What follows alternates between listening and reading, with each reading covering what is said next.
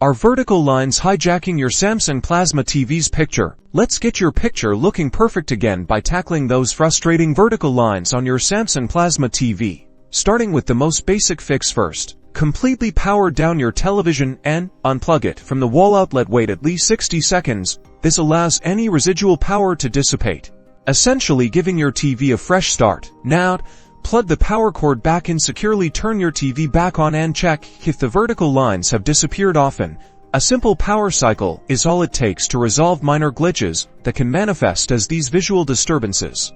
If the lines persist, the next step is to inspect your power source and connections. Ensure the power cord is firmly seated in both the wall outlet and the back of your TV. Avoid using extension cords or power strips if possible. Plug directly into known working wall outlet to rule out any issues with intermediate connections. Next, let's examine your input sources. Disconnect all cables that are connected to your TV, such as HDMI, component, or AV cables. This includes any devices like cable boxes, Blu-ray players, or gaming consoles. Then, try reconnecting just one cable at a time. For example, reconnect your primary viewing source, like a cable box, using a known good HDMI cable. Power on your devices and the TV, and check the screen.